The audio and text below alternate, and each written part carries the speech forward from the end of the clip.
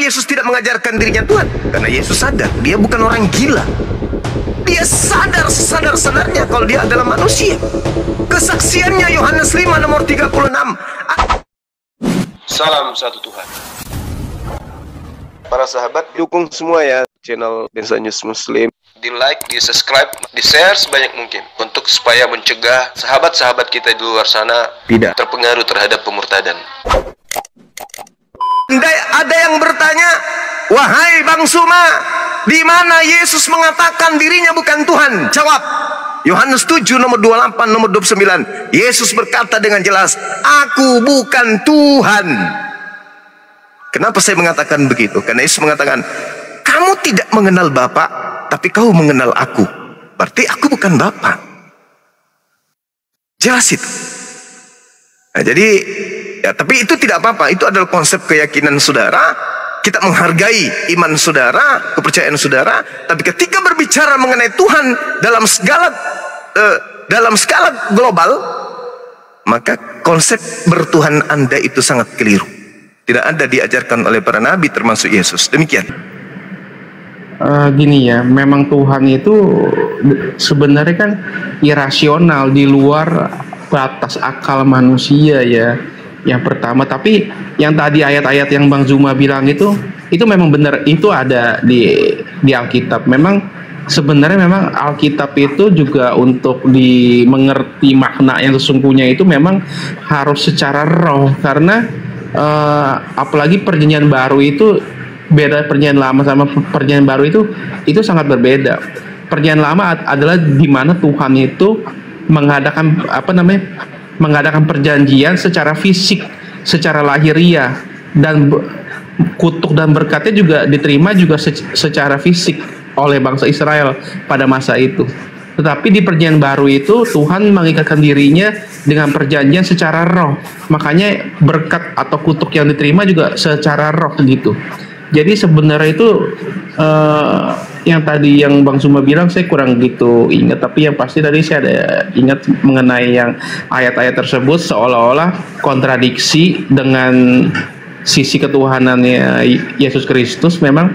Tapi gini, tapi kalau mau lihat ketuhanannya Yesus Kristus itu lebih jelasnya itu di dalam kitab Wahyu itu lebih jelas, Bang. Karena di kitab Wahyu pasal 1 ayat 8 itu dikatakan yang waktu Yesus Kristus menampakkan diri kepada Rasul Yohanes itu memang itu, nah itu benar-benar rupanya seperti apa itu. Nah itu yang seperti di kitab Wahyu, memang sebagai waktu dia turun ke bumi sebagai manusia, ya memang rupanya sebagai manusia dapat dilihat, dapat dipegang, makanya dapat disalib, bahkan sampai disiksa dan lain sebagainya. Mungkin bisa langsung dibantah, guru, udah tiktokan aja di Wahyu 8 itu. Iya. Oke, baik, Bung. Nah, ini ketika kemudian Yesus berkata ya di dalam Yohanes 8 nomor Yohanes 12 nomor 49. Aku tidak berkata-kata dari diriku sendiri. Apa yang aku katakan adalah apa yang diperintahkan oleh Tuhanku untuk aku katakan dan aku sampaikan. Nomor 50-nya, dan firman Tuhan itu kekal. Artinya tidak akan pernah berubah. Ini ucapan Yesus pada masa beliau penginjilan.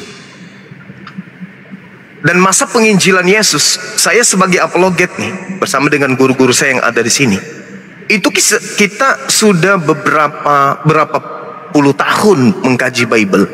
Tidak ada satupun pernyataan dari Yesus yang sesuai dengan pernyataan penulis di Pulau Patmos, yaitu buku mimpi, atau yang sekarang kita kenal dengan kitab Wahyu.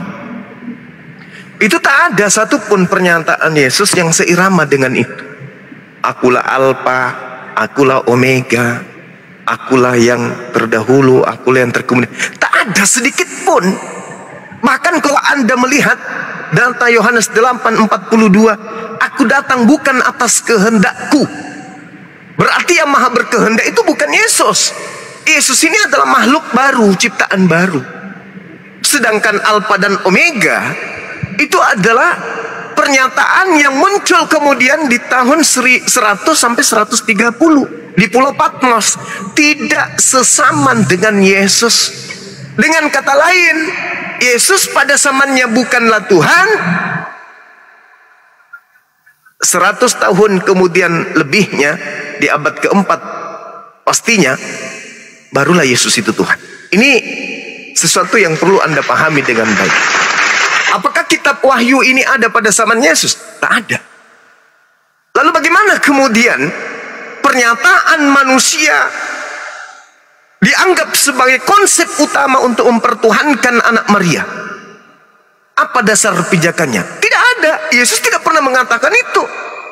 Munculnya pernyataan akulah Alfa Omega. Ya, itu pernyataan yang 70 tahun bahkan 100 tahun muncul kemudian setelah Yesus. Lalu bagaimana caranya kemudian untuk memberikan klarifikasi bahwa ini adalah betul adanya dari Yesus? Sedangkan Yesus mengatakan, waspadalah kepada penyesat yang datang setelahku mengaku sebagai Yesus. Sedangkan yang datang di Pulau Patmos, akulah Yesus, tunas Daud, bintang timur kilang gemilang. Itu siapa? Itu Yesus. Setahu kita Yesus itu sudah tak ada di bumi di masa tahun 33. Terangkat dia. 34 gak ada. Sampai hari ini Yesus tidak pernah turun. Kalaupun ada yang ngaku-ngaku Yesus, kembali kepada pernyataan Yesus bahwa hati-hati akan datang Yesus palsu. Sementara kedatanganku yang kedua nanti di akhir zaman ditandai dengan cahaya yang bersinar dari timur sampai ke barat. Dan menurut kesaksian malaikat di dalam Lukas kitab saudara diterangkan bahwasanya, di Kisah Para Rasul diterangkan bahwasanya Yesus akan datang lengkap dengan jasadnya sebagaimana engkau melihat dia terangkat ke langit, demikian juga Yesus akan datang sama seperti engkau melihat ketika dia terangkat. Berarti kedatangan Yesus nanti yang kedua lengkap dengan jasad. Sementara yang datang di Paulus hanya cahaya, yang datang di Ananias hanya suara, yang datang di Pulau Patmos juga hanya suara. Siapa dia? Bukankah iblis juga mampu mengatakan itu? Akulah Yesus. Apa susahnya Yesus mengaku akulah Yesus yang kau niaya? Susah nggak? Tidak sama sekali. Tidak. Jangankan mengaku Yesus, bahkan kemudian mencobai Yesus, menggendong Yesus sampai ke hubungan bait suci pun iblis bisa. Apalagi kalau hanya mengaku akulah Yesus yang kau niaya, akulah Yesus sang bintang timur. Nah, coba Anda buat ini rentetannya. Yesus datang tidak mengajarkan dirinya Alfa dan Omega. Begitu dia terangkat meninggalkan dunia, muncul makhluk mengaku Yesus dan mengatakan akulah Alfa dan Omega. Kira-kira siapa makhluk ini? Nah, kalau di Al-Quran kami patokannya jelas. Fawailul lilladzina yaktubuna al-kitaba biaidihim thumma yaquluna hadza min indillah. Jelas itu.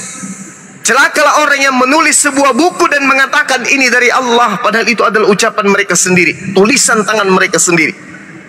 Nah, sekarang kalau Anda mengatakan kitab Wahyu itu adalah bukan tulisan tangan sendiri, tapi itu adalah firman Tuhan, boleh tidak Anda memberikan mata rantai kemudian pemberitaan dari Yesus di masa 30 tahun, di usia 30 tahun sampai 33, sampai kepada penulisan Wahyu antara tahun 90 sampai tahun 130. Bisa enggak?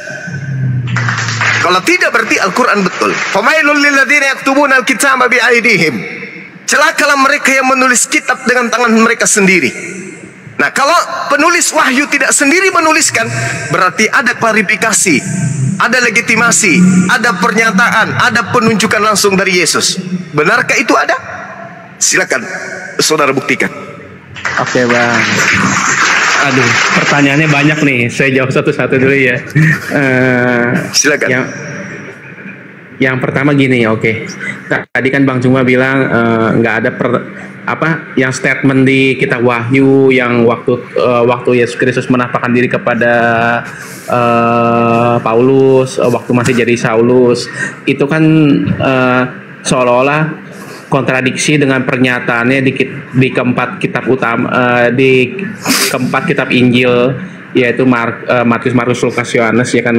Tapi di kitab Matius itu ada loh Bang, waktu Tuhan Yesus berkata, dia bilang ketika anak manusia datang nanti, di Matius 25, ketika anak manusia datang nanti maka akan menghakimi dan para malaikat akan berserta dengan dia gitu ya kan, dan memisahkan kambing dan domba gitu. Nah kurang lebih seperti itu.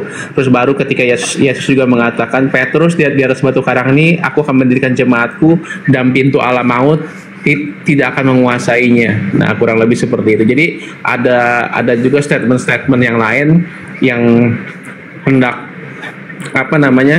diselaraskan dengan apa yang di kitab Wahyu dan di Kisah Para Rasul waktu Tuhan Yesus menampakkan diri kepada Rasul Yohanes, sama Rasul Paulus. Itu yang pertama. Terus yang kedua itu, kalau tadi Bang Cuma bilang benang merahnya itu maksudnya memang Alkitab itu yang menulis itu semua Perjanjian Lama sampai Perjanjian Baru itu, kitab Perjanjian Lama ditulis oleh para nabi, Perjanjian Baru ditulis oleh para rasul. Memang semua tulisan manusia, tapi manusia yang diilhami sama Roh Kudus. Terlebih lagi di kitab Perjanjian Baru, di mana kami percaya bahwa Roh Allah itu ada di dalam hidup kami, karena ketika manusia dilahirkan itu sebenarnya manusia itu kan terdiri dari tubuh, jiwa, dan roh, tapi ketiganya satu. Tapi sebenarnya itu rohnya itu ketika manusia lahir itu sebenarnya sudah putus hubungan. Makanya manusia itu seperti di beberapa ajaran agama itu mengajarkan bahwa seolah-olah Tuhan itu sangat jauh di sana, dan manusia itu sangat susah untuk menggapai Tuhan yang maha suci itu. Nah, tapi kalau di dalam kekristenan itu kami percaya bahwa ketika kami lahir baru, Roh Tuhan itu atau Roh Allah itu turun masuk ke dalam kami. Maka roh kami yang tadi mati dihidupkan kembali, makanya kami bisa berkomunikasi, bahkan kami bisa mendengar suara Tuhan, dan bahkan ada yang mendapatkan karunia untuk mendapat penglihatan tentang surga dan tentang neraka dan tentang alam roh gitu, kurang lebih seperti itu. Terus tadi ada pertanyaan lagi yang apalagi ya tadi ya, saya lupa sih. Ya kurang lebih seperti itulah. Tapi pada intinya gini sih, pada intinya memang Alkitab itu memang agak sukar dipahami kalau hanya dibaca dengan sebatas logika kita, karena akal manusia itu kan terbatas ya gitu. Kalau kita mau mencoba memahami Tuhan yang di luar batas akalan kita, karena Tuhan itu kan di luar time, space, and matter, di luar waktu, benda, dan tempat ya.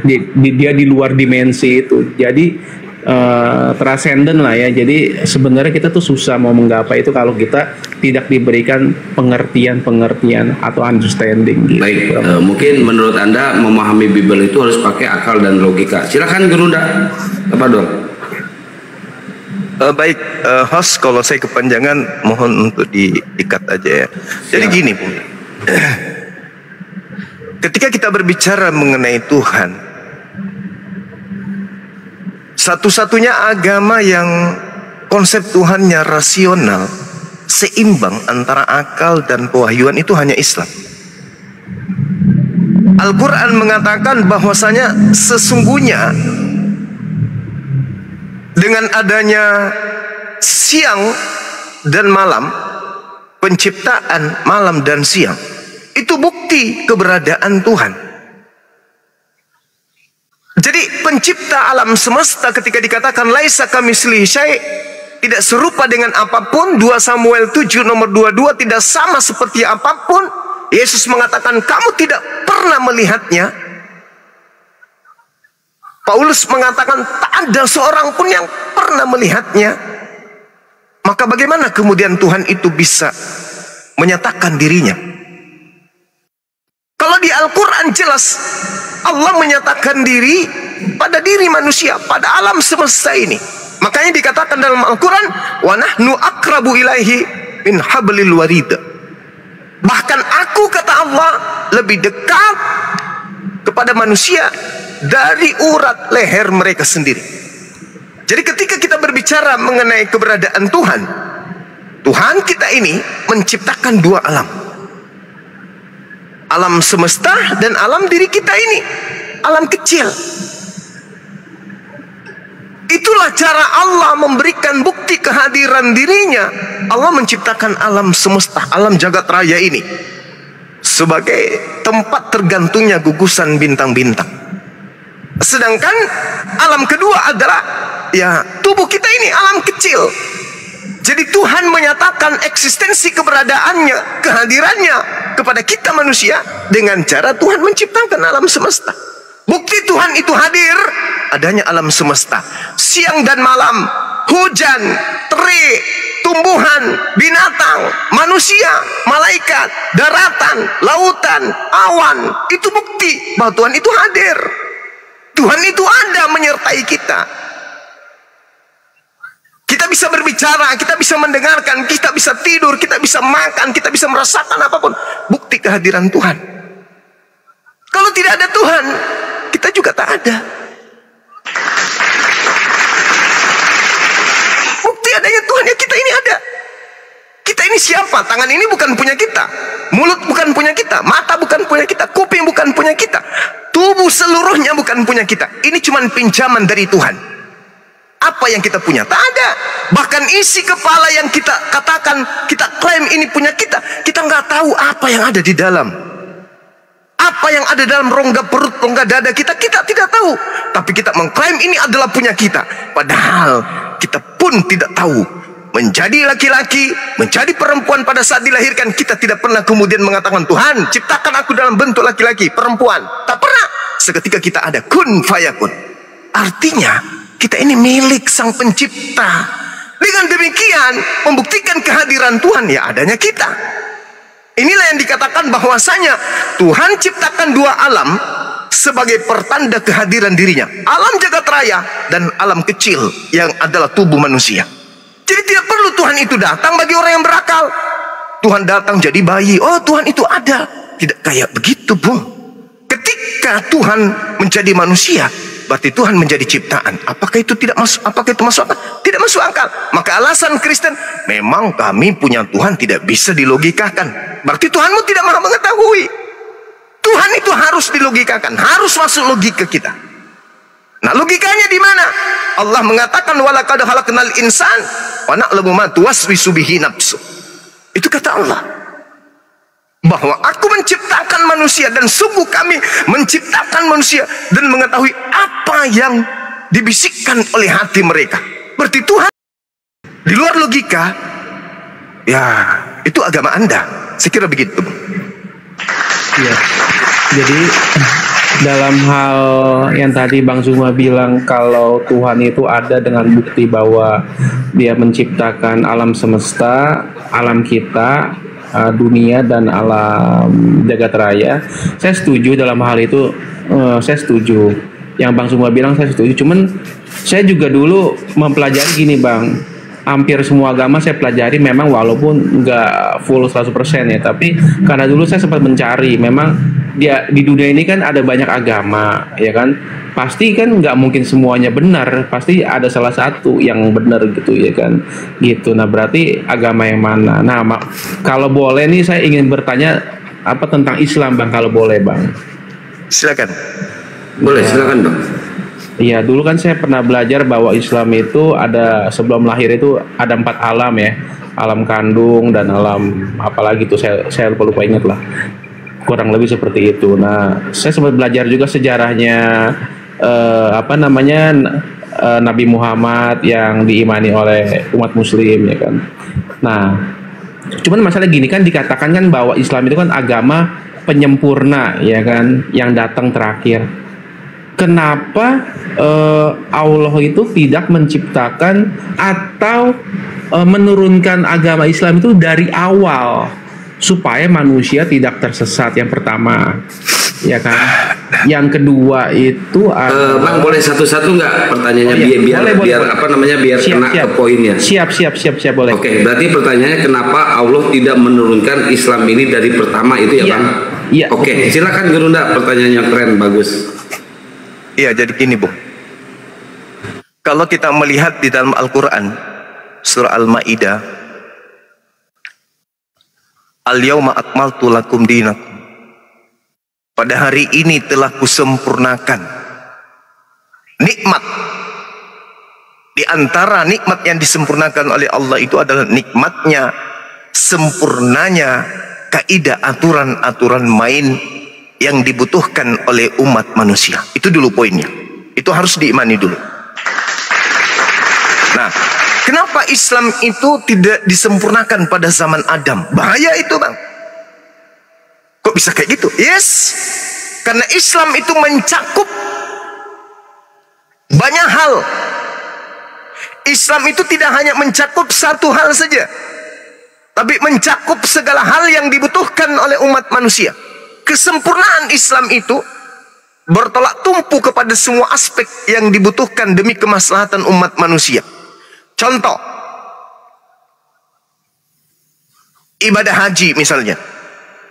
Bagaimana seandainya pada masa Adam alaihissalam sudah ada perintah haji?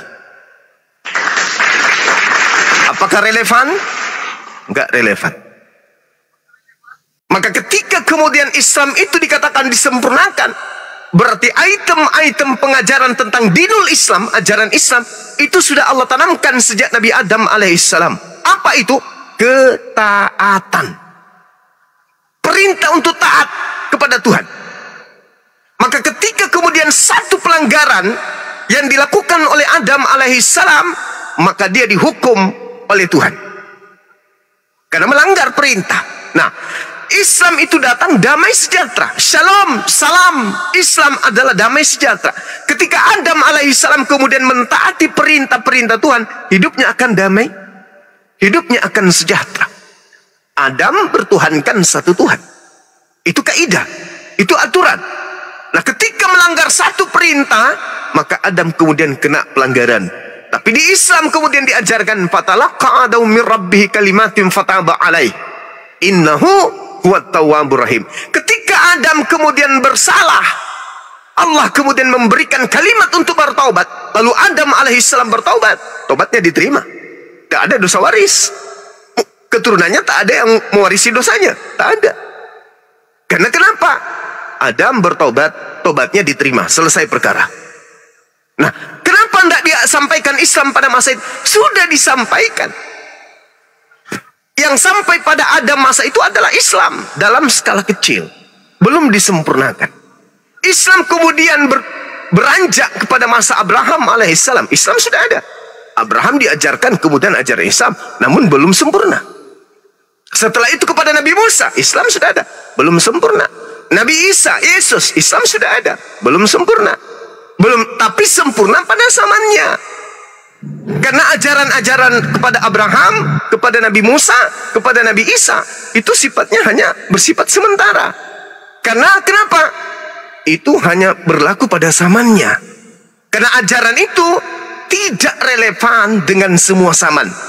Ketika Islam datang, maka seluruh aturan Islam, seluruh hukum Islam itu relevan dengan secanggih apapun, semodern apapun zaman itu. Sampai kiamat, ajaran Islam tetap relevan untuk dilakukan.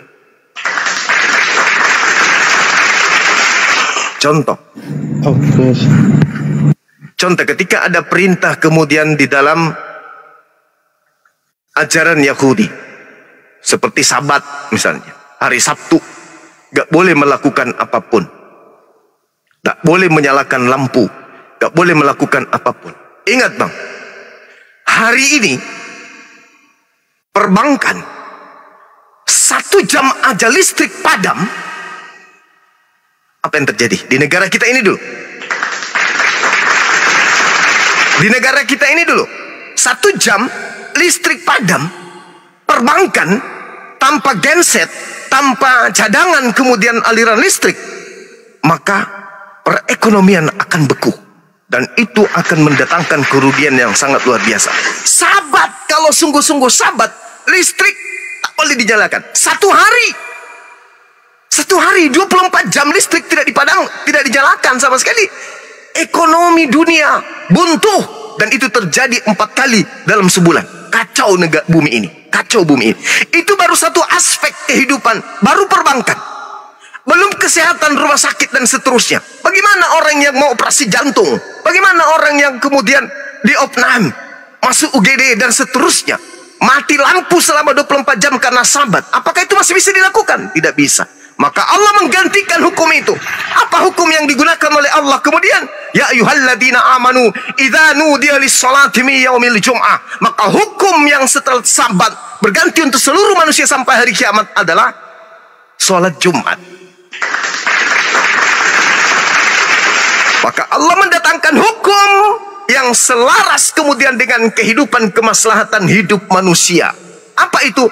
Kesempurnaan ajaran Allah yang datang kepada Nabi Adam alaihissalam berujung pada datangnya Nabi Muhammad sallallahu alaihi wasallam. Itu, Bung. Itu jawaban sederhana saya. Silakan. Ya, baik. Bisa dimengerti Bang John pertanyaannya. Bang Pri sebentar, kita sama Bang John dulu, nanti ke Bang Pri dan Bang Victor. Silakan Bang John. Iya, jawabannya sih masuk akal sih yang mengenai yang hari Sabat itu. Memang itu juga sama seperti umat Hindu di Bali kan, sama kurang lebih jadi hari Nyepi. Ya itu masuk akal sih. Tapi nah terus begini, ada yang saya mau tanyakan lagi. Jadi kan begini ya. Tapi kan kalau dikatakan Islam diturunkannya di terakhir, baru kan dari awal kejadian kan, dari awal kisah permulaan dunia itu dari keturunan Adam terus. Nah itu kan banyak orang tidak mengenal, katakanlah tidak mengenal Allah atau Allah yang tauhid itu ya kan, sehingga banyak orang yang menjadi kafir ya kan, boleh dikatakan seperti itu. Lalu mereka kalau dikatakan di ajaran agama Islam kan masuk neraka. Berarti apakah itu tidak seperti pembiaran gitu? Jadi pembiaran, jadi banyak orang nanti jadi masuk neraka atau jadi tersesat atau bagaimana? Kira-kira gimana Bang? Ya. Coba Anda bayangkan, Adam, segala kenikmatan diberikan oleh Allah. Bahkan menurut konsep Al-Quran dan Bible, Adam itu dicipta di sebuah taman, di Gan di Eden, taman di dalam Eden. Eden itu jannah atau salah satu dari surga. Dicipta. Cuman satu larangan tok. Jangan kau makan buah ilmu pengetahuan baik dan jahat. Satu aja. Dilanggar nggak sama Nabi Adam? Dilanggar ya. Dilanggar. Kalau 2 perintah larangan, 3, 4, 6, 7, 8, 9, 10. Kira-kira berapa perintah yang dilanggar oleh Adam alaihissalam?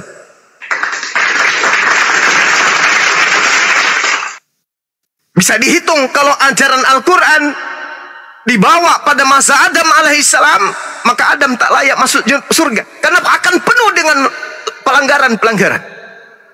Sama seperti ketika Nabi Musa diajarkan perjanjian baru. Allah mengatakan memberikan ketetapan kepada Nabi Musa dalam Al-Quran surah Al-A'raf ayat 145. Perintahkan kepada kaummu untuk berpegang teguh kepada hukum Tauratku. Apa yang terjadi, Bung? Dilanggar. Ini baru hukum-hukum yang datang skala kecil kepada umat Bani Israel. Sedangkan mereka, kalau Anda melihat Bible, mereka minta makanan dari langit, turun dari langit. Mereka minta kemudian diselamatkan, turun dari langit. Mereka kemudian ingin melihat kuasa Tuhan, turun dari langit. Apa yang mereka minta? Tuhan seketika beri secara spontan kepada mereka. Apakah mereka taat? Tidak. Sedikit aturan dikasih, dilanggar. Coba Anda baca Matius 23. Nomor 1, nomor 2, nomor 3. Anda baca itu. Diberikan aturan, dilanggar. Anda baca Ulangan 1. Bagaimana pelanggaran-pelanggaran yang diciptakan kemudian, yang dilakukan kemudian oleh orang Yahudi. Padahal aturan mainnya sedikit. Ulangan 11 nomor 30. Perintah yang kuberikan kepadamu itu ringan, mudah, dekat untuk kau jalankan. Tapi dilanggar. Bagaimana kalau ajaran Al-Quran yang dikasih kepada mereka? semuanya akan dilanggar. Itu satu. Yang kedua, Al-Quran berbeda dengan kitab-kitab sebelumnya, Bung.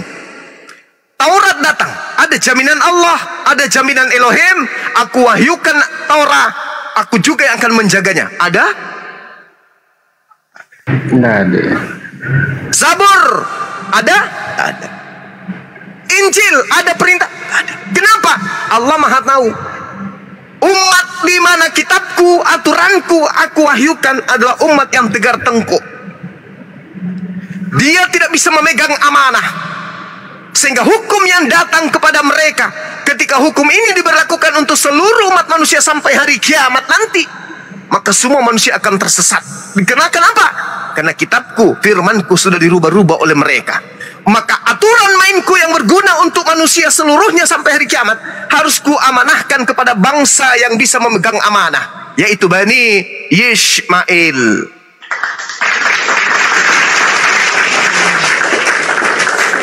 Kalau Al-Quran datang ke bangsa Yahudi, Bung, coba lihat Taurat, coba lihat Zabur, coba lihat Injil. Ada Injil asli tiba di tangan Anda? Tak ada. Yang ada hanya terjemahan, revisi. Dari mana asalnya? Mengakunya dari orang Farisi. Bagaimana sekiranya Al-Quran yang diberlakukan seperti itu? Maka tak ada keselamatan sampai akhir zaman oleh manusia yang belum lahir. Mereka yang oleh karena kita menerima sebuah kitab yang hanya editan akan mendapatkan neraka sepenuhnya sampai hari kiamat. Orang yang lahir setelah kita semuanya kiamat ke neraka. Kenapa? Karena tak ada lagi kitab suci yang kita berikan kepada mereka. Kita hanya mewariskan kitab terjemahan revisian barat, revisian lembaga yang tidak kita ketahui orang benar atau tidak mereka ini merevisi kitab-kitab kita kemudian. Tapi dengan Allah mewahyukan Al-Quran kepada bangsa yang sudah ditunjuk sebagai pembawa hukum-hukum yang menaklukkan seluruh hukum jahiliyah di atas muka bumi, amanah. Inna nahnu nazzalna zikra wa inna lahu lahafizun.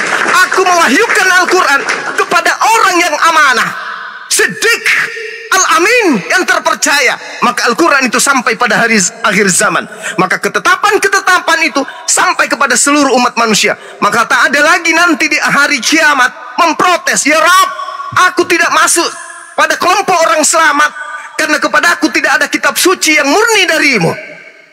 Tak ada lagi ucapan itu. Kenapa? Karena Al-Quran terjaga oleh umatnya Nabi Muhammad sampai hari kiamat. Siapapun Anda, apapun titel Anda, apapun agama Anda, Al-Quran membuka diri untuk Anda pelajari. Sekarang kalau saya mau belajar Bible, contoh, saya baca Lukas. Apa yang saya temukan? Penulis Lukas tidak pernah bertemu langsung dengan Yesus. Kecewalah saya. Bagaimana mungkin saya ingin beriman kepada sebuah buku di mana buku ini tidak memiliki legitimasi daripada orang yang saya jadikan sebagai acuan. Lukas ditulis tahun 60-an. Yesus sudah tak ada di muka bumi. Yang menuliskan hanya hasil dari penyelidikan. Tidak ada kemudian rekomendasi dari Yesus terhadap kitab ini. Tidak ada legitimasi dari Yesus. Tidak ada pengesahan dari Yesus. Tidak ada ucapan sedikit pun dari Yesus tentang buku ini. Buku ini yang ingin saya bawa mati. Itu. Buku ini yang ingin saya bawa ke alam kubur. Tidak mau saya. Karena saya orang berakal. Maka harus ada sebuah buku dalam pegangan iman saya, di mana buku itu murni dari yang diberi. Dari Nabi Muhammad diberikan murni sampai hari ini. Dan buku itu berfungsi disebabkan karena akal, dan buku ini satu panduan. Jadi Al-Quran harus datang kepada orang amanah. Siapa yang amanah di antara orang-orang Yahudi?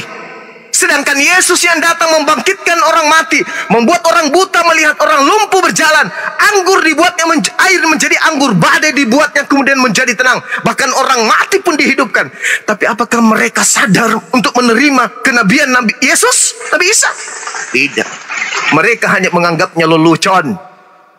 Jadi kalau Al-Quran datang kepada mereka pada zaman mereka, Al-Quran hanya dijadikan sebagai permainan saja.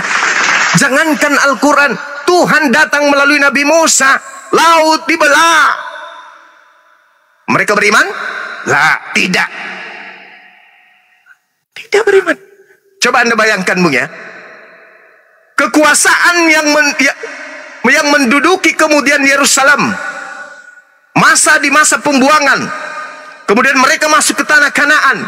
Kemudian sampai kepada Palestina, Yerusalem. Mereka dijajah oleh Romawi.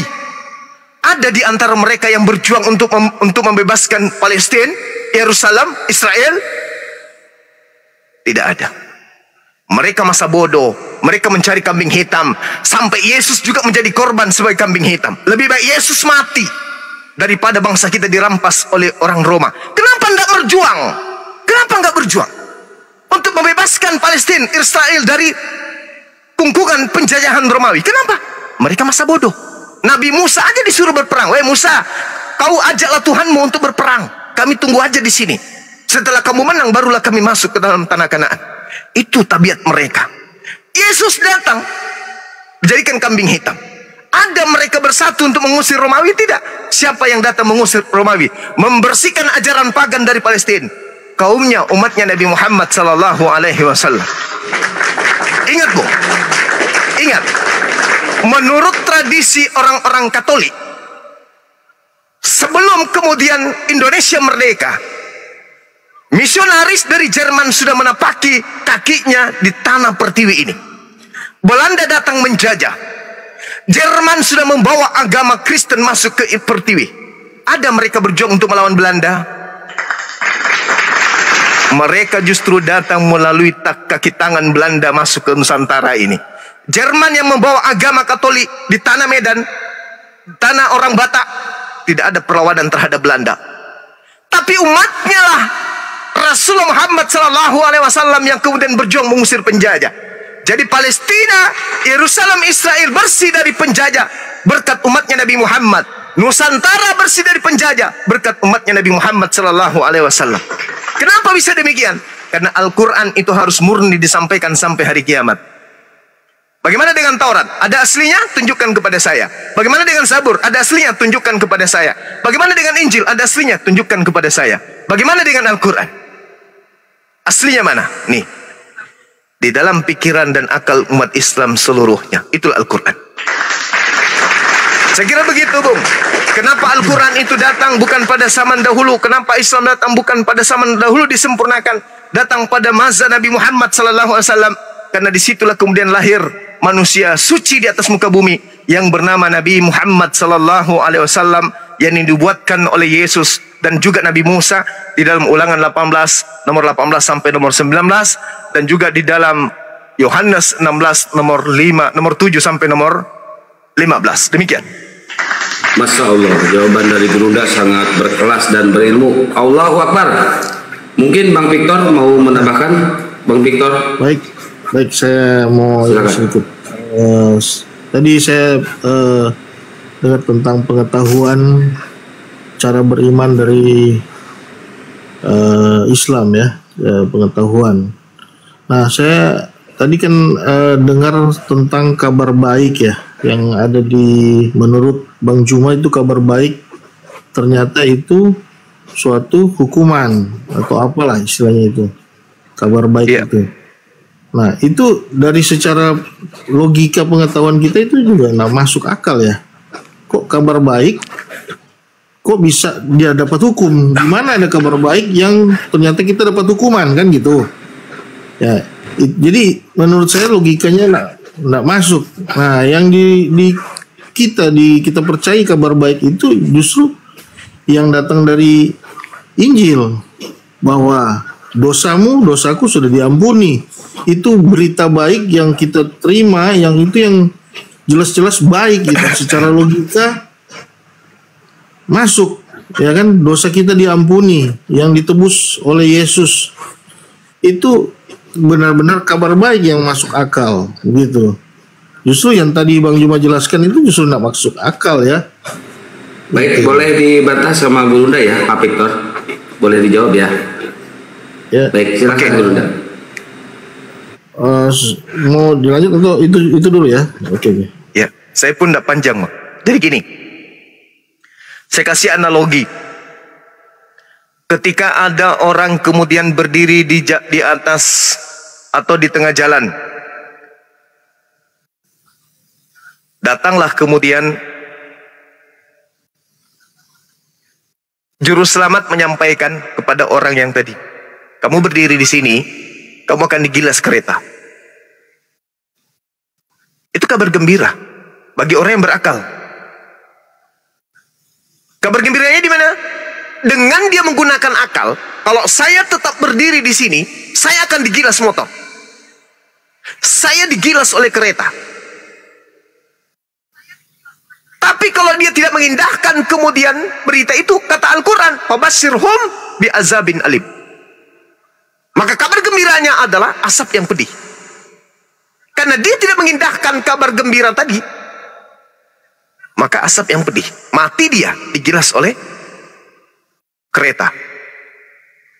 Dengan adanya pemberitahuan kepada mereka bahwa ketika Anda mengindahkan perintah pernyataan tersebut, maka Anda akan meninggalkan tempat itu dan akan Anda mendapatkan keselamatan. Contoh, Matius 7, nomor 22 sampai nomor 23. Pada hari terakhir nanti, ini kata Yesus, banyak orang yang akan berseru kepadaku, Tuhan, Tuhan, bukankah kami Kristen bernubuat pakai namamu Yesus, mengusir setan pakai namamu Yesus, bermujizat pakai namamu Yesus. Nomor 23.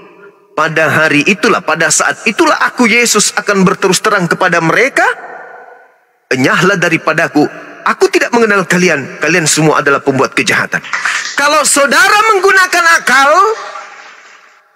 maka saudara tidak akan memanggil Yesus Tuhan, tidak akan bermujizat, tidak akan mengusir setan, tidak akan bernubuat dengan menggunakan nama Yesus. Dengan kata lain, Anda meninggalkan agama Kristen. Itu kabar gembira.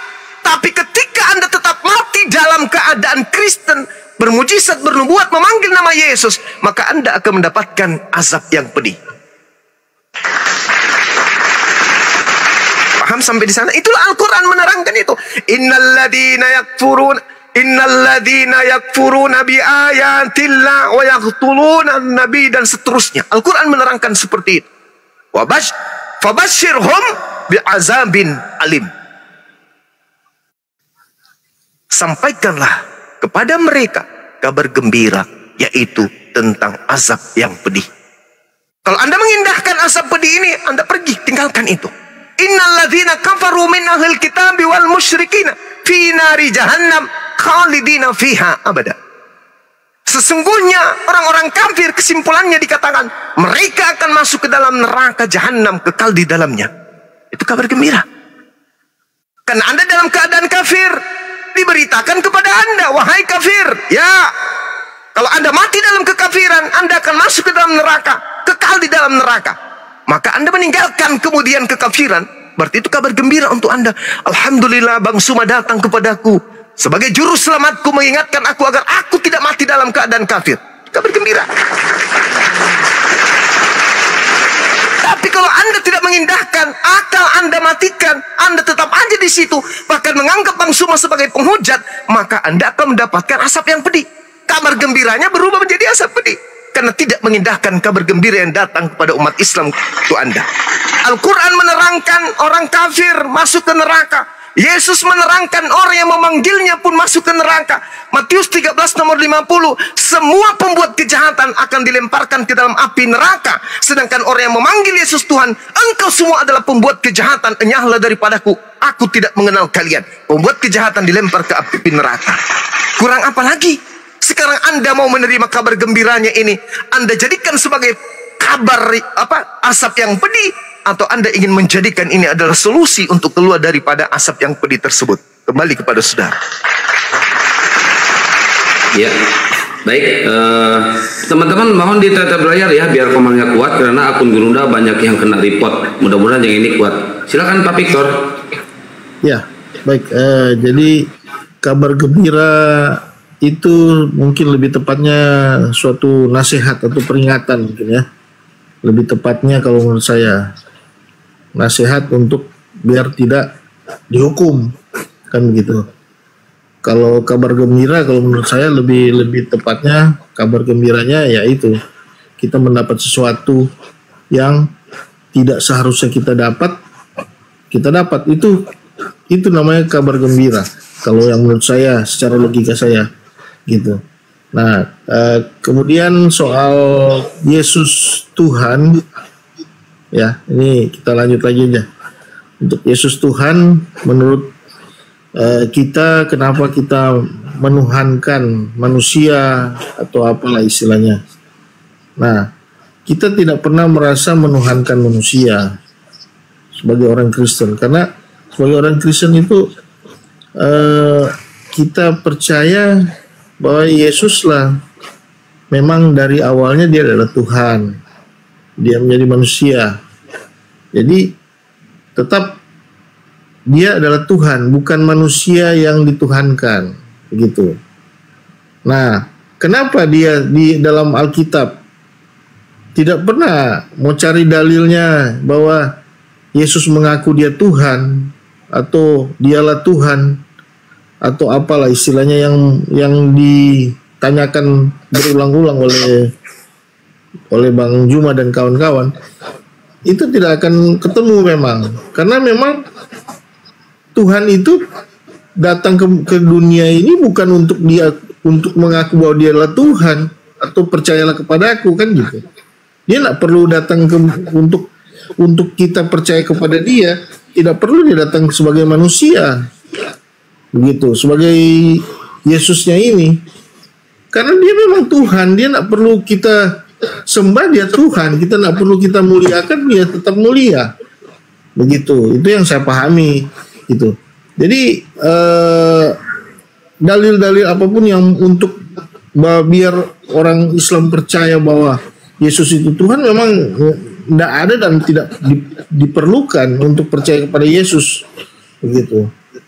Kita percaya kepada Yesus karena dia perbuatan dia di kayu salib itu, gitu. Jadi itulah yang saya cuma mau kasih tahu, bahwa tidak perlu ada kata Yesus Tuhan dan sembahlah dia, begitu. Semua orang Kristen pasti seperti itu. Ya, mungkin matinya Yesus di tiang salib itu kabar baik buat Kristen. Silakan Guru Juma. Jadi gini, Bung. Allah Subhanahu wa taala menjelaskan di dalam Al-Qur'anul Karim, A'udzubillahi minasyaitonirrajim. Wa makaru wa makarallah. Wallahu khairul makirin. Mereka orang-orang kafir membuat tipu daya, kemudian Allah membalas tipu daya mereka, dan sungguh Allah itu adalah sebaik-baiknya pembalas tipu daya. Jadi kalau ada orang menipu, lalu kemudian tipuannya dianggap berhasil, padahal ternyata tipuannya memakan dirinya sendiri, inilah saudara-saudara Kristen. Inilah yang terjadi pada saudara. Anda mencoba mengatakan Yesus itu adalah Tuhan. Dari aspek mana kira-kira? Sementara Yesus membantah dirinya Tuhan. Kenapa Yesus tidak mengajarkan dirinya Tuhan? Karena Yesus sadar, dia bukan orang gila. Dia sadar sesadar-sadarnya kalau dia adalah manusia. Kesaksiannya Yohanes 5 nomor 36. Ada kesaksianku yang lebih penting dari kesaksian Yohanes Pembaptis, bahwa semua mujizat yang aku lakukan, mujizat itulah yang bersaksi tentang aku, bahwa Bapa Tuhan yang telah mengutus aku. Jelas itu, Bang. Itu kesaksian Yesus. Jadi kalau saya malam ini bersaksi di hadapan saudara, Yesus itu bukan Tuhan, apalah Bang Suma ini? Siapalah Bang Suma ini? Hanya manusia biasa, penginjil jalanan biasa. Sedangkan Yesus yang Anda jadikan Tuhan sendiri sudah bersaksi dengan nyata. Ada kesaksianku yang lebih penting dari kesaksian Yohanes Pembaptis, bahwa semua pekerjaan yang diperintahkan Bapa untuk aku kerjakan, pekerjaan itulah kemudian yang aku lakukan, dan pekerjaan itu yang bersaksi tentang aku, bahwa engkaulah yang telah mengutus aku. Engkau mengutus aku bukan Tuhan, aku utusan. Hidup kekal itu, Yohanes 17 nomor 3, adalah mereka mengenal engkau satu-satunya Tuhan yang benar. Satu-satunya Tuhan yang benar, engkau. Aku bukan Tuhan, aku harus kau kenal sebagai utusan Tuhan. Kalau Yesus pun bersaksi demikian, Anda menolaknya. Lalu bagaimana mungkin Anda bisa percaya kepada Bang Zuma? Semua kuserahkan kepada Allah. Tapi saya ingin mengatakan begini, Bung. Dalam Yohanes 7 nomor 28-29, Yesus telah menerangkan. Kita baca sama-sama apa yang dikatakan oleh Yesus di sana. Engkau tidak mengenal Allah. Engkau tidak mengenal Bapa. Engkau tidak mengenal Tuhan. Engkau memang mengenal aku. Tapi engkau tidak mengenal Bapakku.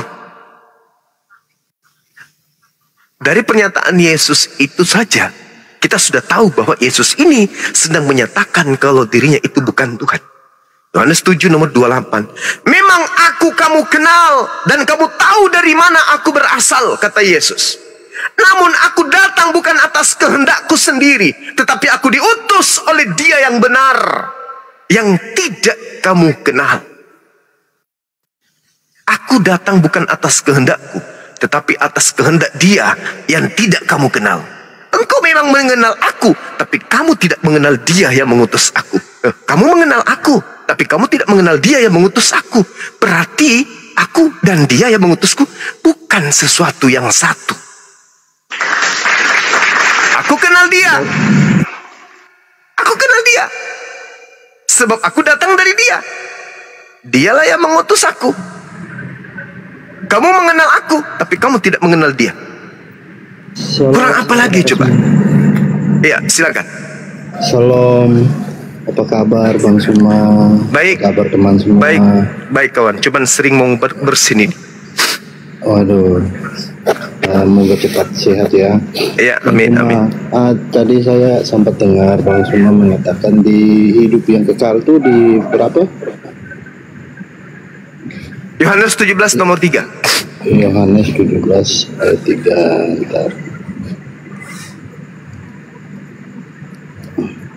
Inilah hidup yang kekal itu, yaitu mereka mengenal Engkau, satu-satunya Allah yang benar, betul, dan mengenal Yesus Kristus yang telah Engkau utus. Itu ya?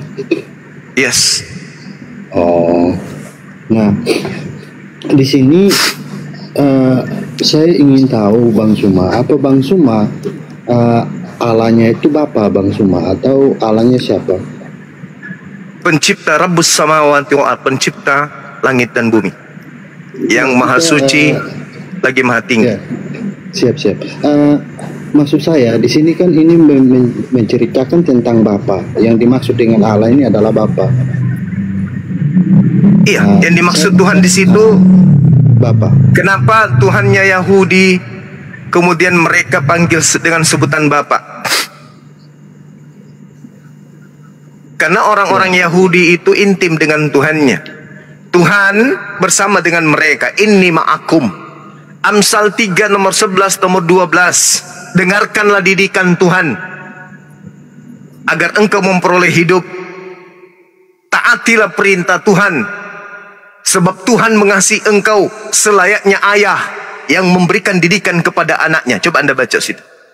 Jadi itu selayaknya bapak yang memberikan didikan. Kenapa kemudian disebut bapak? Karena dia layak disebut selayaknya seorang ayah yang memberikan didikan. Orang Yahudi melakukan pembangkangan, Tuhan selalu mendidik. Sampai kemudian pada endingnya Nabi Isa Yesus datang pun Tuhan masih memberikan didikan.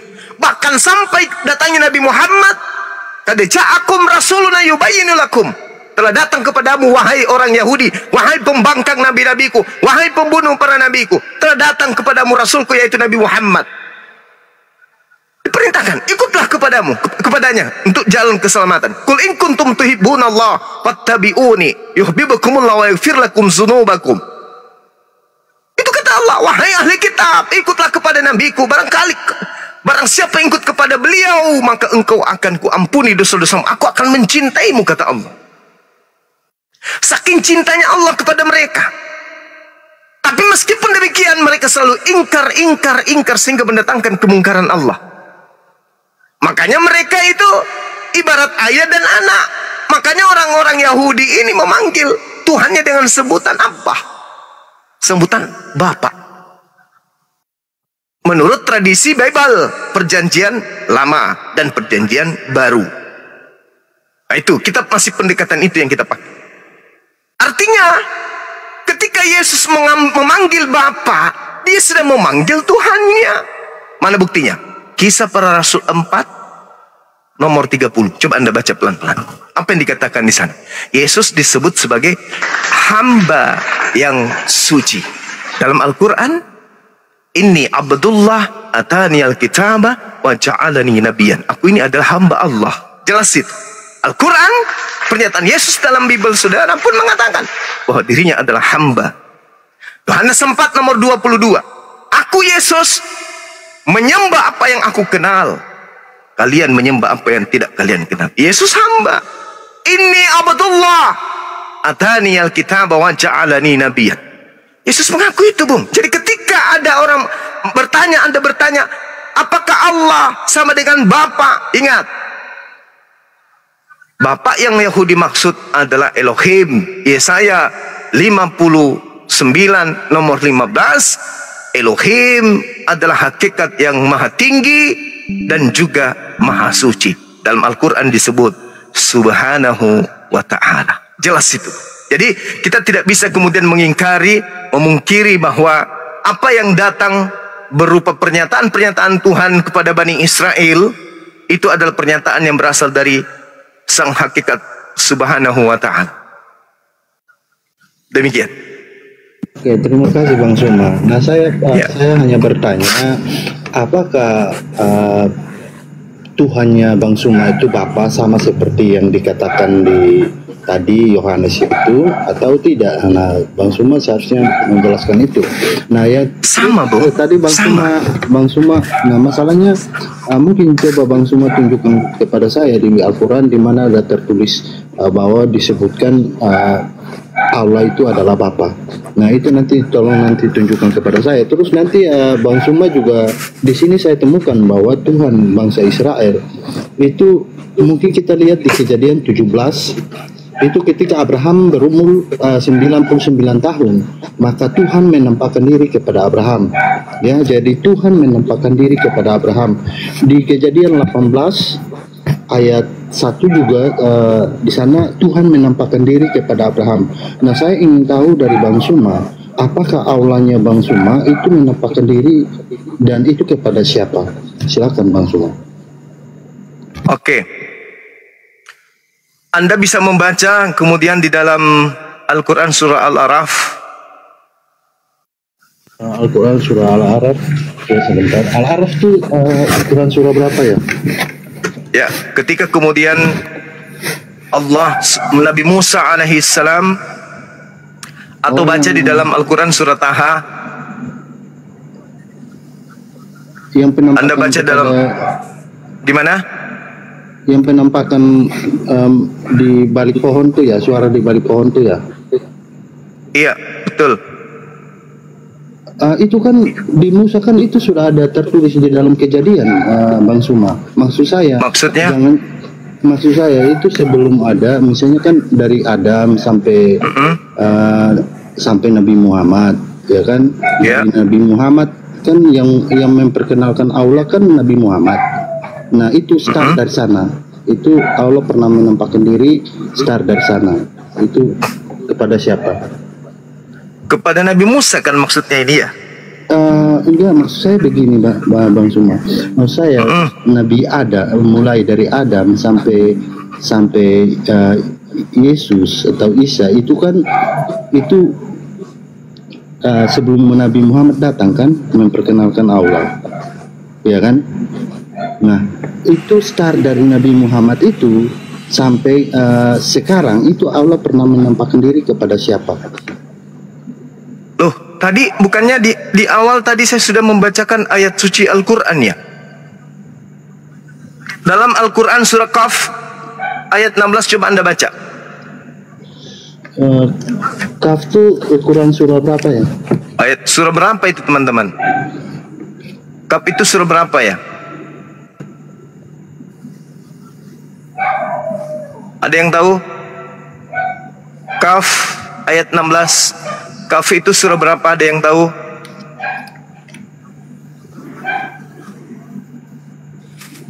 Ya, oke saya cari. Alhamdulillah. Netizen di bawah, makasih, syukran. Surah Kaf ayat 16. 16. Dan jika kami hendak membinasakan, Walaqad khalaqnal insan enak 8. wa na'lamu ma tuwaswisu bihi nafsu. Salah, sorry. Salah. Kelewatan dia. Kaf ayat Surah 50 katanya ya. surah 50 ya. Teman-teman saya di atas ini pada tidur. 50. Alhamdulillah. 50 ya. Ayat 16. Dan dalam kurung ingatlah ketika kami berfirman kepada para malaikat,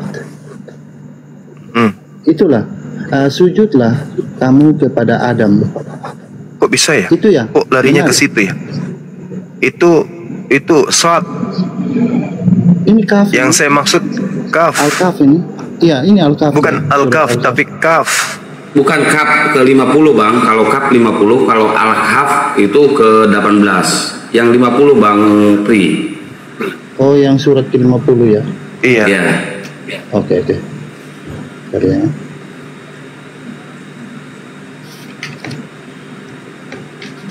Walaqad khalaqnal insan wa na'lamu ma tuwaswisu bihi nafsu. Oh, Kaf.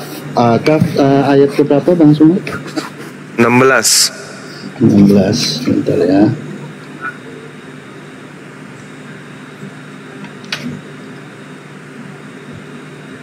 Dan sungguh kami telah menciptakan manusia itu. Iya, benar.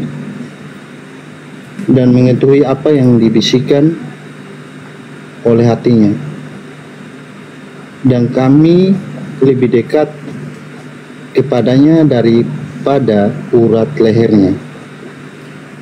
Itu ya. Ya, betul. Yes. Ya, maksud saya di mana dia menampakkan dirinya, Bang Suma. Oke, baik. Oke. Sekarang begini, Bung. Kalau Anda makan, dalam tubuh Anda itu masuk nutrisi makanan, apakah Anda yang mengatur ini yang ke tangan, ini yang ke kaki, ini yang ke otak, ini yang ke mata? Anda yang ngaturnya.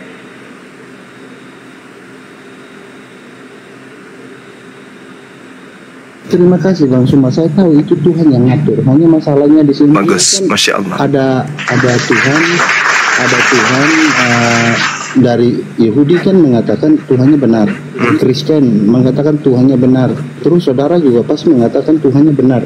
Nah, permasalahannya di sini saya temukan bahwa di sini Tuhan di Kejadian ini kita orang Yahudi mengatakan bahwa Tuhan menampakkan diri kepada Abraham di Kejadian 17 ayat 1, bahkan Kejadian 18 Tuhan menampakkan diri, bahkan di ayat-ayat yang lain, kitab yang lain itu mengatakan Tuhan menampakkan diri, bahkan Musa yang tadi saudara bilang itu Tuhan menampakkan diri. Nah, yang saya tanyakan Bang Suma, itu Tuhan aulanya Bang Suma itu menampakkan diri, yang memperkenalkan kan Rasulullah. Nah, itu Tuhan yang menampakkan diri setelah dia memperkenalkan itu, menampakkan dirinya kepada siapa? Mungkin Rasul atau kepada sahabat-sahabat. Allah menampakkan dirinya, menyatakan kehadiran dirinya dengan menciptakan alam semesta ini, dengan menciptakan kemudian sejumput alam kecil pada diri manusia. Allah menyatakan diri, Allah menyatakan kehadirannya. Sekarang begini, Bung. Bang Suma bukan menyatakan diri, menampakkan diri Bang Suma. Mungkin Bang Suma baca dulu Kejadian 18-nya atau Kejadian 17-nya biar yang punya kitab itu nggak pernah memahami Tuhan menampakkan diri, tapi dalam pemahaman mereka adalah malaikat, Bang. Yesus aja yang Anda tanya, adakah Tuhan itu bisa dilihat? Tanya Yesus. Di dalam Yohanes 5 nomor 37, Yesus mengatakan Tuhan tidak bisa dilihat. Yohanes menerangkan, penulis Yohanes menerangkan Yohanes 1 nomor 18, tidak ada manusia yang pernah melihat Tuhan.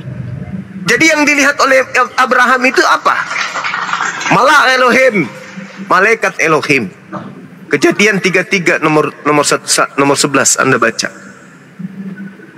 Jadi tidak ada kemudian ketika Musa menerangkan dalam Keluaran 33 nomor 20, tidak ada manusia yang bisa melihat Tuhan, bisa hidup.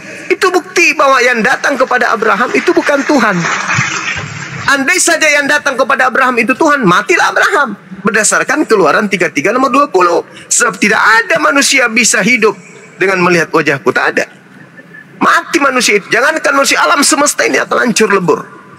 Jadi tidak ada. Lalu bagaimana Tuhan itu kemudian menyatakan dirinya kepada manusia? Dengan Tuhan menciptakan alam semesta. Makanya dikatakan dalam Al-Quran, walaqad khalaqnal insan wa na'lamu ma tuwaswisu bihi nafsu wa nahnu aqrabu ilaihi min hablil warid. Selamat malam, damai sejahtera. Ya, damai sejahtera. Oleh karena itulah kemudian ketika umat Islam itu ditanyai seperti pertanyaan saudara, bagaimana Allah menampakkan dirinya? Allah menampakkan diri dengan cara memperlihatkan alam semesta ini. Allah menampakkan kehadirannya dengan cara menciptakan manusia ini. Makanya saya katakan tadi, yang mengatur pertumbuhan kuku, yang mengatur pertumbuhan semua tubuh kita ini, itu siapa? Anda? Bukan. Bukan Anda yang mengatur. Yang mengatur itu adalah Allah. Maka Allah menyatakan, wa nahnu aqrabu ilaihi min hablil warid. Kehadiranku di tengah-tengah manusia, yaitu aku lebih dekat daripada urat leher mereka sendiri. Sebab kenapa? Aku yang mengatur tubuhnya. Coba, kenapa gigi tidak bertumbuh selayaknya kuku? Kuku ini, Bung, kalau usia kita 20 tahun dan Anda tidak pernah mengguntingnya sampai mulai dari sejak Anda lahir, itu sudah sampai apa? Kalau Anda di Jakarta ini mungkin sudah sampai di Kalimantan panjangnya kuku Anda itu. Tapi kenapa gigi tidak memanjang seperti itu? Siapa yang mengatur itu? Allah. Bagi orang yang berpikir, pasti ada yang mengaturnya. Itulah Allah yang kami sembah, yang mengaturnya. Meskipun tak nampak, tapi kami meyakini bahwa Allah itu ada. Oke, Anda coba lihat di dalam 1 Timotius 6 nomor 16, boleh Anda bacakan ke saya? Boleh dibaca, Bang? 1 Timotius 6 nomor 16. Bentar, 1 Timotius nggak ada pasal 6, Bang Suma. 1 Timotius 6 ayat 6 mungkin. 1 Timotius nggak sampai pasal 6 dia. 1 Timotius ya. Saya salah. 1 Timotius 6 ayat 6 ya. Tesalonika, sorry. Tadi saya lupa. Saya kira Tesalonika tadi. 1 Timotius 6 ayat 16. Ayat 16 ya? Iya, 16. Ya. Dialah satu-satunya yang tidak takut kepada maut, bersemayam dalam terang yang tidak terhampiri. Seorang pun tidak pernah melihat dia. Dan memang yang itu ya. Dan memang manusia tidak dapat melihat dia. Baginya lah hormat dan kuasa yang kekal. Amin. Ya. Itu siapa, Bang? Iya, Yesus atau Tuhannya Yesus? Tanya dulu, itu Yesus atau Tuhannya Yesus? Ini Bapak Bang Suma. Tuhannya Yesus kan? Ini Bapak.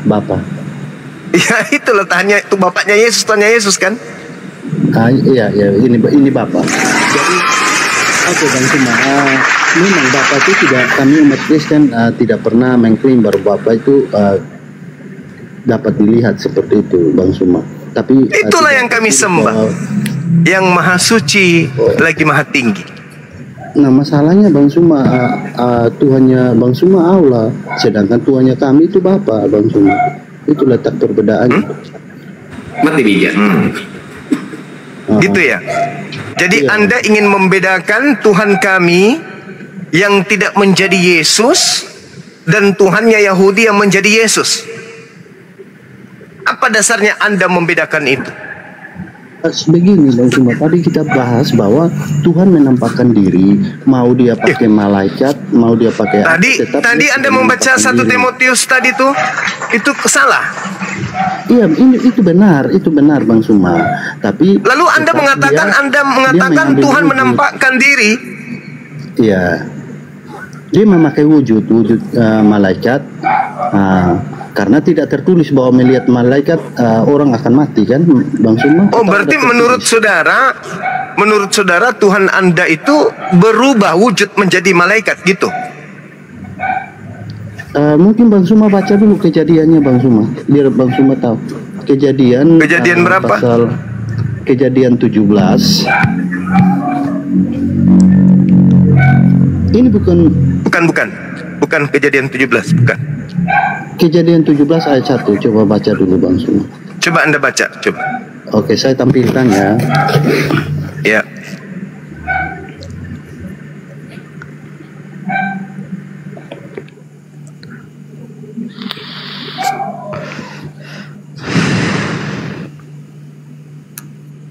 Tolong dibesarkan, host.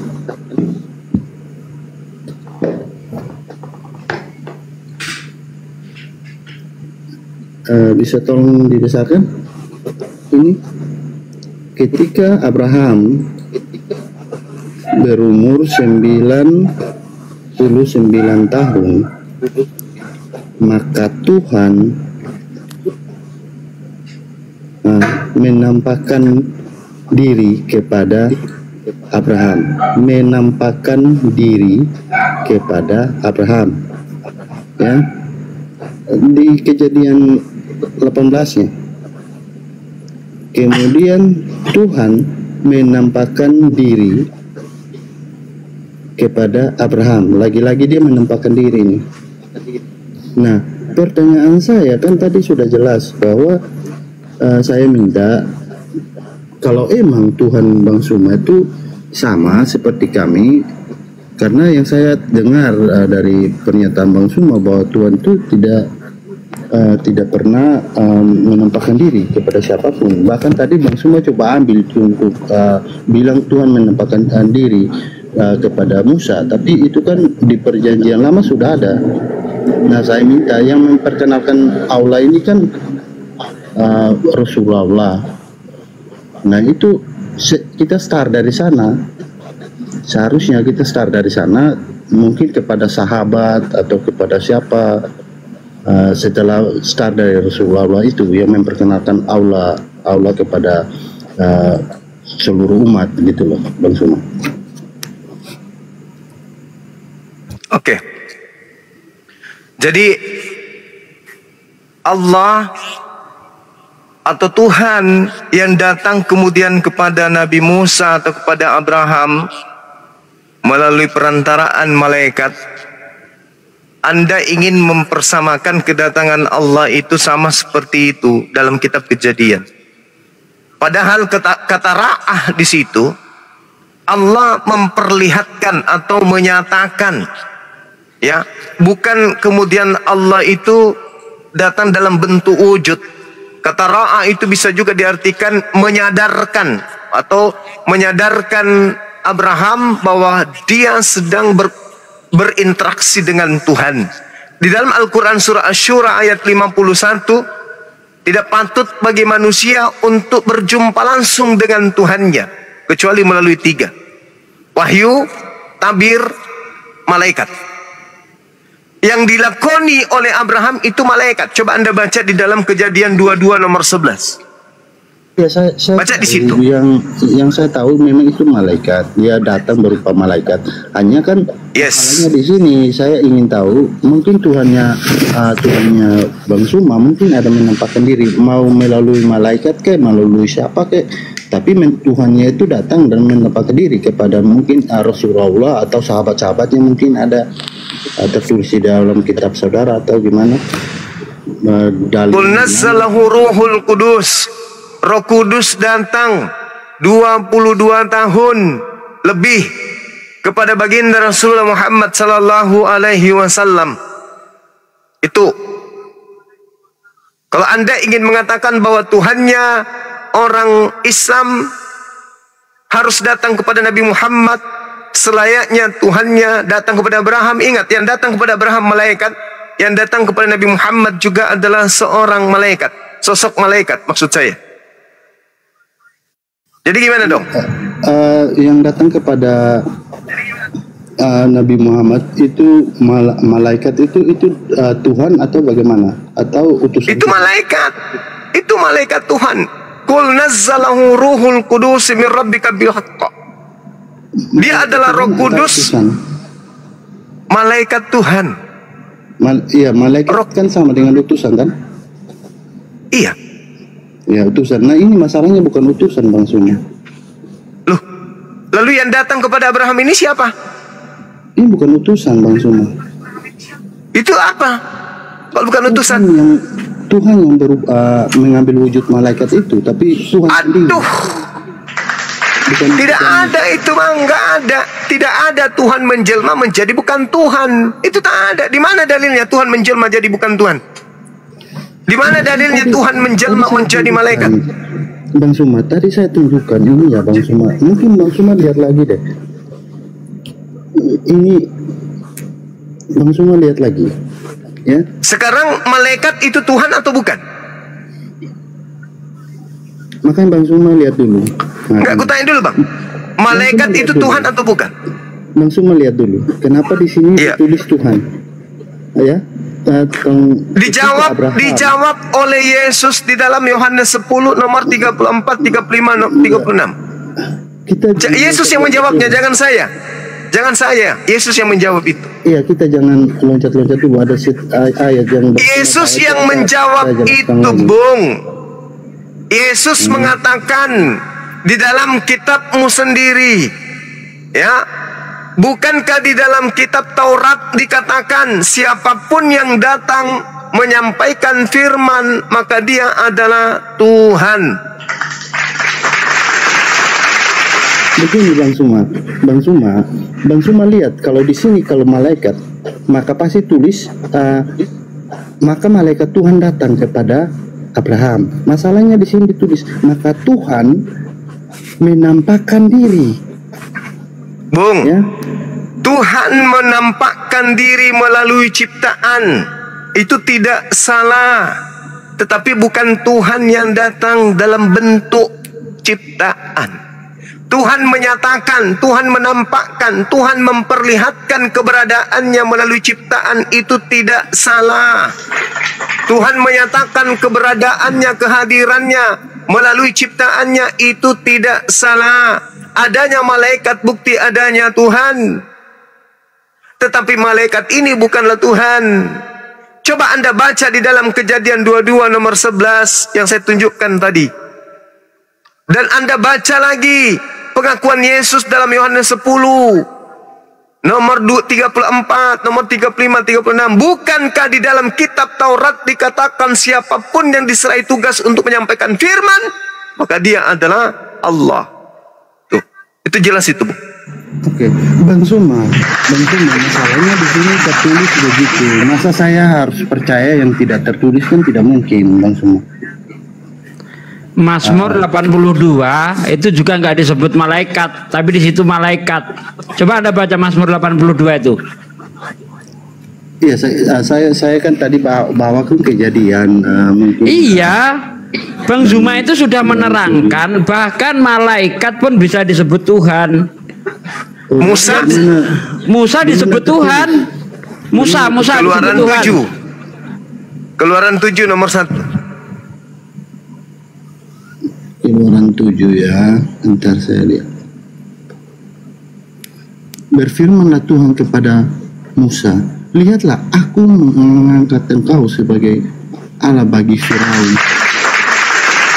dan Harun abang. Nah, di sini Tuhan mengangkat Musa sebagai Tuhan bagi Firaun. Nah, pertanyaannya kalau Musa saja diangkat sebagai Tuhan, kenapa kenapa Bang Suma menolak Yesus sebagai Tuhan? Nggak paham dia Bang Juma. Padahal dari keterangan tadi itu Yohanes 10 ayat 34. Enggak, itu beda. Ini beda lagi ayatnya. Jadi maksud dari begini, Bang Suma, kenapa Tuhan mengangkat Musa sebagai Tuhan bagi Firaun? Maksudnya begini, supaya bangsa Israel, bahkan Firaun itu harus taat kepada hukum Taurat yang dibawa oleh Musa itu, ajaran-ajarannya Musa itu. Jadi taat kepada ajarannya Musa itu sama dengan taat kepada Tuhan Yahweh itu. Nah, begitupun kami Kristen, taat kepada Yesus itu sama artinya taat kepada Bapa, begitu, saudara. Oke. Anda ke gereja ibadah sembahyang hari Minggu itu taat kepada siapa?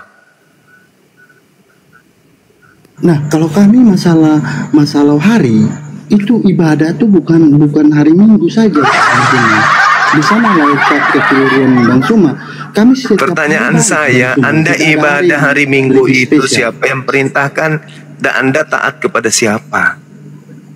Anda kan tadi mengatakan taat kepada perintah Yesus sama dengan taat kepada perintah Tuhan Bapa. Pertanyaan saya, Anda taat ke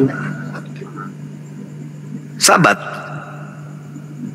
Minggu. Perintah Yesus. Oh, Sabat. Sabtu. Oke, saya akan tunjukkan kepada Bang Suma bahwa di mana Yesus meniadakan hari Sabat, bahkan itu alasan kenapa Yesus disalib ya. Tunggu saya. Yesus meniadakan hari Sabat. Ya, nanti itu pada panen. Bukan ya, panen metik gandum, Matius 12 ya. Itu. Lukas 1 Matius 15. Lukas Lukas 6 ayat 1 sampai 11 tuh. Kalau kita baca itu di sana bahkan Yesus tuh menyembuhkan orang Iya, yang saya tanya perintah ibadah minggunya itu dari mana? Kan berbicara mengenai ketaatan. Siapa yang Anda taati sampai Anda ibadah minggu? Ada perintah. Di sini kan tadi Bang Suma bahwa hari Sabat ini saya ikuti. Di sini ternyata hari Sabat pun itu kan hari Sabat kan nggak boleh melakukan pekerjaan. Yesus sendiri menyembuhkan orang sakit. Itu sudah diterangkan dalam Al-Quran, menghalalkan sebagian diharamkan kepada itu dah. Sekarang yang ditanya itu hari Minggu. Berarti bukan hari Sabat yang spesial dong? Iya, sekarang hari Minggu itu siapa perintahkan? Semua hari spesial kan? Nah, kalau Bang Suma bertanya kenapa Kristen beribadah hari Minggu, itu karena pas kenaikan Bang Suma. Ini kan Yesus. Ada perintah. Kalau perintahnya itu yang dua perintah itu, kasihilah Tuhan Allahmu dengan segenap hatimu, dengan segenap budimu. Allah perintahkan ibadah hari apa? Seperti dirimu sendiri. Itu hukum Taurat itu, Bang. Itu hukum Taurat, bukan ajaran Kristen itu ajaran Yahudi. Loh, itu dua perintah itu ada tertulis di dalam kitab perjanjian. Iya, tapi itu adalah kandungan Taurat, Bang. Matius 12 nomor 32 33 34.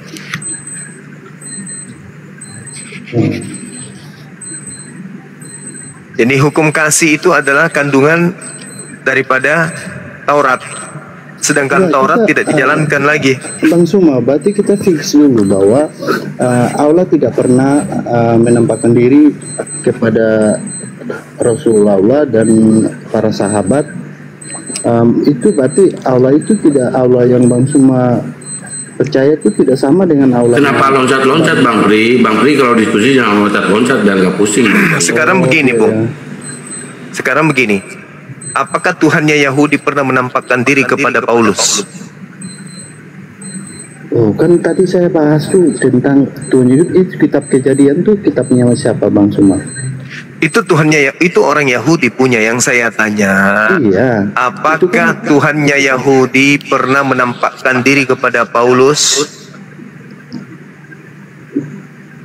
Kan tadi saya sudah tunjukkan bahwa Yahudi Tuhannya bisa menampakkan diri. Nah sekarang kalau masuk kepada perjanjian baru, itu bahkan lebih real lagi, Tuhan menampakkan diri, begitu. Tuhan turun langsung jadi manusia. Nah, pertanyaan saya, Tuhannya Bang Suma ini yang mana? Kok Loh, sekarang Bapak tidak, Bapak di Al-Quran tidak ada Bapak, yang ada saya temukan Allah. Terus kami umat Kristen itu percaya bahwa Tuhan yang benar itu adalah Tuhan Bani Israel. Nah, sekarang Bang Suma bahkan kalau masuk ke dalam Al-Quran, Tuhan yang benar itu menurut Al-Quran itu Tuhan dari Mekah. Nah, ini saya jadi bingung sendiri Bang Suma, yang benar yang mana, Tuhan yang mana nih, Bani Israel atau Tuhan Mekah nih? Begitu Bang Suma. sekarang saya tanya sama saudara, dengarkan saya.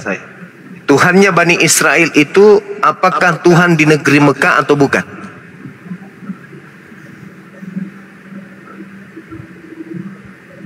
Pertanyaannya bagaimana Bang Suma biar saya bisa cerna maksudnya. Tuhannya Bani Israel apakah bukan Tuhan untuk negeri Mekah? Tuhan untuk semua bangsa, hanya Tuhan tuh. Berarti Tuhannya Bani Israel juga Tuhannya negeri Mekah. Untuk semua bangsa, bukan cuma Mekah aja. Berarti Tuhannya Bani Israel juga adalah Tuhannya negeri Mekah. Kalau Tuhan Bani Israel kan Tuhan semua bangsa maksudnya, Bang Suma. Berarti Tuhan bukan Tuhan bagi negeri Mekah. Bukan cuma Mekah saja, untuk semua bangsa Bang Suma. Saya tidak tanya bangsa lain, Bung. Saya cuma tanya, apakah Tuhannya Bani Israel juga Tuhan bagi negeri Mekah? Iya. Ya atau tidak?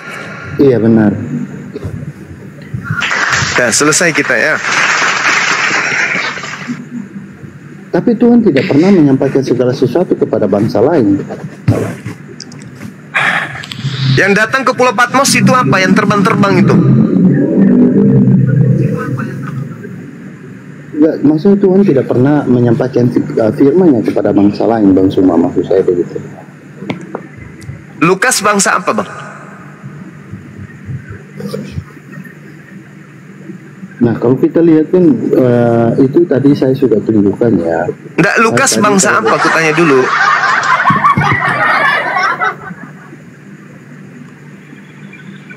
Lukas saya kurang tahu, Bang Suma.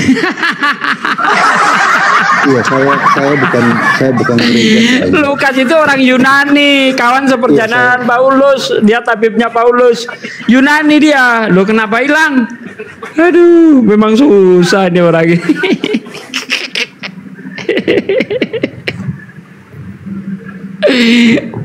Pusing dia, pusing.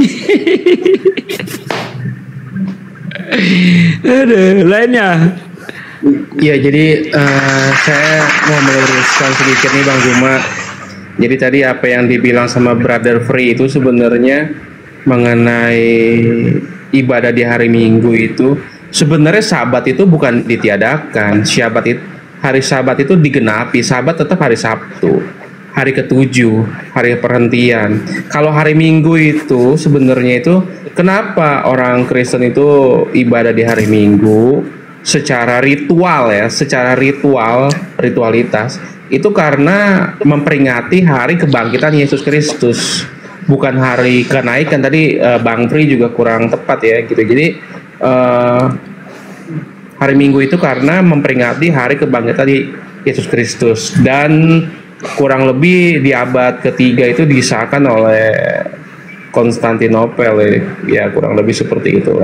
Tapi pada intinya orang Kristen itu dapat ibadah di hari apa saja dan kapan saja dan di mana saja itu dapat ibadah. Terlebih lagi ibadah orang Kristen itu sesungguhnya itu di Roma 12 ayat 1, yaitu mempersembahkan hidup kita sebagai persembahan yang hidup, yang suci dan yang berkenan kepada Allah. Tapi yang tadi Bang Free itu dengan Bang Zuma itu diskusikan itu sebenarnya itu lebih ke arah konsep sih. Kalau konsepnya di Islam itu kan bahwa kan Allah itu tidak beranak dan diperanakan dan tidak dapat diserupakan dengan apapun juga. Kalau Allah itu dapat diserupakan, maka itu bukan Allah ya kan, kurang lebih kan doktrinnya kan seperti itu. Makanya kalau tadi Bang Free itu ingin menyamakan atau ingin ya apalah gitu, ya nggak akan ketemu titiknya karena memang konsepnya berbeda gitu. Sedangkan kalau di dalam kekristenan sendiri konsepnya Tuhan atau apa ya, atau Allah itu ya, itu Tuhan itu merevealkan, menyatakan dirinya dalam teofani, di dalam seperti di Perjanjian Lama waktu menyertai bangsa Israel keluar dari tanah Mesir menuju tanah perjanjian, dikejar oleh tentara Mesir, itu menyertainya dengan tiang awan dan tiang api, ya kan, gitu. Nah, memang kalau di dalam konsep keislaman kan memang kan Allah itu tidak menampakkan diri secara seperti di iman orang Kristen, memang ya berbeda, maka nggak akan ketemu titiknya. Gitu kurang lebih sih seperti ya, itu. bukan cuma Kristen aja Bang, sama Yahudi juga beda Kristen itu. Karena orang Yahudi juga tidak punya pemahaman sebagaimana Kristen. Orang Yahudi nggak punya pemahaman Tuhan datang sebagai apapun, itu tidak. Dia itu hanya menunjukkan apa ya, menunjukkan eksistensinya, bukan menunjukkan dia berubah jadi tiang awan, tiang api, tidak seperti itu. Itu dalam konsep Yahudi Bang. Tapi pada realitasnya memang di kitab Perjanjian Lama itu atau kitab orang Yahudi itu memang Tuhan menyatakan dirinya dalam berupa-rupa. Salah satunya tiang awan dan tiang api, memang ada itu dicatat. Iya, orang Yahudi nggak punya pemahaman seperti itu, nggak ada pemahaman itu. Makanya kalau Anda lihat di dalam 2 Tawarikh 6 ayat 18, itu Tuhan tidak meninggalkan tempatnya. Dia cukup dari kediamannya mampu mengampuni manusia, nggak perlu turun dia Bang. Di situ dikatakan, benarkah Tuhan tidak tinggal bersama kita? Bukankah langit yang mengatasi segala langit tidak sanggup menampungnya? Apalagi rumah yang kudiami ini. Jadi tidak mungkin Tuhan datang ke dunia, tidak. Orang Yahudi nggak punya pemahaman seperti itu. Makanya Tuhannya Kristen sama Tuhannya Yahudi itu beda. Beda. Orang Yahudi nggak punya pemahaman nggak pernah menyamakan Tuhannya dengan Tuhannya orang Kristen. Makanya orang-orang Yahudi menganggap kalian ini penyembah najis atau habodah jarah. Makanya ya, mereka itu lebih suka ibadah di masjid daripada di gereja. Karena mereka menganggap Tuhannya sama, seperti yang dikatakan oleh Rabi Saadia Gaon bahwa Tuhannya Yahudi dan Tuhannya Islam itu sama. Kita nggak pernah menyamakan, dia sendiri yang menyamakan Bang. Nggak ada satu kata pun dari rabi-rabi Yahudi yang mengatakan bahwa Tuhannya Kristen dan Tuhan mereka sama. Nggak ada. Anda bisa tunjukkan bukti. Iya, jadi gini, saya luruskan sedikit. Jadi begini, orang Yahudi itu memang dari sejak awal itu menolak konsep di mana Tuhan itu datang ke dunia menjadi manusia. Dia percayanya Mesias itu ya dalam keturunan manusia, tapi bukannya Allah yang menjadi manusia. Makanya ketika Yesus berkata sebelum Abraham ada, aku telah ada, di Yohanes 8 itu dikatakan seperti itu, maka orang-orang Yahudi mengambil batu dan melempari Yesus, tapi Yesus menghilang. Cek. Ya. Jadi memang dalam konsep orang Yahudi dan di dalam paradigma pemikiran orang Yahudi kebanyakan mayoritasnya memang seperti itu, kecuali para nabi, karena para nabi itu memang menubuatkan bahwa Mesias itu akan datang, ya kan, gitu. Jadi sebenarnya yang datang itu sedikit Bang, Mesias dalam pandangan Yahudi itu bukan Tuhan yang datang sebagai manusia. Kalau Anda lihat di dalam kitab Yesaya 19 ayat 20, ketika Tuhan hendak menyelamatkan satu bangsa, Tuhan mengutus juru selamat. Siapa dia? Musa. Coba baca. Jadi bukan cuma juru selamat itu bukan cuma Yesus, Musa juga juru selamat. Betul enggak akhi guruku? Ya, betul. Lanjut akhi, lanjut. Saya nyala sedikit aja. Silakan. Cukup. Silakan. Iya, jadi saya teruskan sedikit. Jadi memang di dalam konsep orang Yahudi, di dalam pemikirannya sampai kapanpun, kecuali nanti sesudah masa tribulasi. Kalau kalian pernah dengar kata-kata tribulasi, ya sampai masa tribulasi tiba, ya mereka akan tetap sebagian besar hampir 90% itu menolak kekristenan atau menolak Yesus Kristus, karena mereka saja yang menghasut pemerintah Romawi pada masa itu untuk menyalibkan Yesus Kristus. Maka dari itu orang Israel itu kan dihukum di tahun 70 Masehi, bait suci Yahudi yang kedua kali dibangun oleh Raja Salomo itu dihancurkan, akhirnya mereka diserahkan ke seluruh penjuru dunia. Baru tahun 1948 dipulangkan pulang kembali ke Yerusalem di diaspora, ya kan? Ya memang mereka selama kurang lebih 2000 tahun itu memang sedang dihukum oleh Tuhan gitu, ya kan. Tetapi di sini yang kita mau bicarakan adalah sebenarnya memang di dalam konsep ketuhanan Kristen dan Islam itu memang titik ketemunya memang nggak akan pernah ketemu titik kalau dicarinya gitu, karena yang satu konsepnya adalah ya seperti itu, yang satu bahwa Allah itu tidak beranak dan diperanakan dan tidak dapat menyerupai apapun juga. Kalau menyerupai apapun juga berarti itu sama dengan ciptaan, ya kan, kurang lebih seperti itu, ya kan. Dan tauhid juga sih. Sedangkan kalau di dalam iman kekristenan adalah Tuhan itu adalah ehad. Ehad itu merupakan satu kesatuan. Buset, ehad kok kesatuan. Ya, ehad itu merupakan kata ehad kalau itu ditujukan kepada Tuhan dalam pandangan Yahudi sekalipun itu tidak unity dia. Bukan seperti orang kawin yang tadinya berpisah lalu kumpul dikatakan ehad, bukan seperti itu. Seperti di dalam kitab Kejadian 2 ayat 24. Ya, mereka menjadi satu daging, ehad, bukan seperti itu konsep Tuhan. Tuh, kalau itu diletakkan kepada Tuhan, ehad, itu maknanya tunggal. Makanya Yesus berkata, engkaulah satu-satunya, artinya tunggal. Bukan unity, Bang. Kalau satu-satunya itu tunggal, bukan trinitas. Trinitas itu dari beberapa bagian menjadi satu. Sementara Tuhan tidak seperti itu. Makanya Yesus tidak pernah mengajarkan tentang trinitas. Dan konsep ketuhanan Kristen ini dia nyempal sendiri, berbeda dengan konsep ketuhanan yang diajarkan para nabi, juga berbeda dengan konsep ketuhanan Islam. Tidak ada orang Yahudi itu memahami bahwa Tuhan itu trinitas. Bahkan para murid sekalipun tidak pernah memahami Tuhan itu trinitas. Kalau Anda lihat di dalam Kisah Para Rasul 19 ayat 2, Paulus bertanya kepada para murid, sudahkah kamu ketika kamu menjadi percaya, sudahkah kamu menerima Roh Kudus? Mereka menjawab, belum, bahkan kami tidak kenal ada Roh Kudus. Coba, ini janggal enggak kalau memang Tuhan itu trinitas?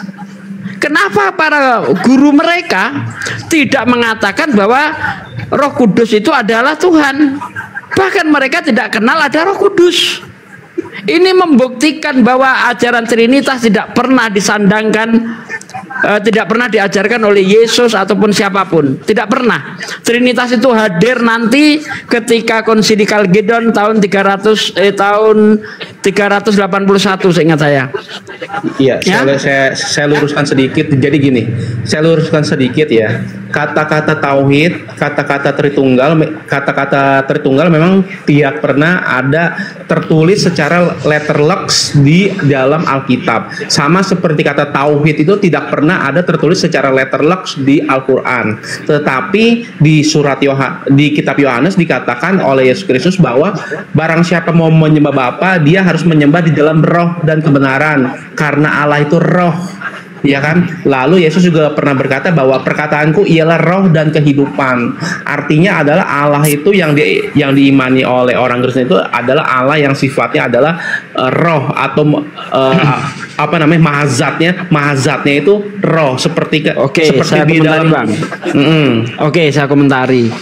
Ketika Yesus bercerita atau mengabarkan tentang Bapa, mengabarkan tentang Tuhan, itu dia menggunakan bahasa perumpamaan.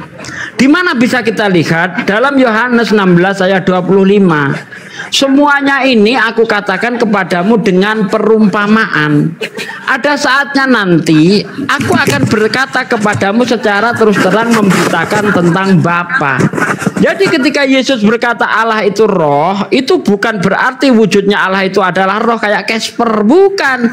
Maksud Yesus Allah itu tidak terlihat sebagaimana yang diterangkan Yesus di dalam Yohanes 5 ayat 37. Dia yang mengutus aku, suaranya tidak pernah kamu dengar, rupanya pun tidak pernah kamu lihat. Itulah maksudnya Allah itu roh. Tetapi kalau Anda tetap memahami roh di situ adalah secara harafiah, kenapa ketika ada ayat di Bible yang mengatakan Allah itu api yang membakar, api itu gunung batu, kenapa nggak Anda pahami secara harafiah? Padahal diksinya sama. Allah itu roh, Allah gunung batu, Allah api yang membakar. Kalau Anda pahami secara Anda tidak boleh standar ganda karena diksinya sama. Seharusnya Tuhan Anda adalah gunung batu, Tuhan Anda adalah api. Bagaimana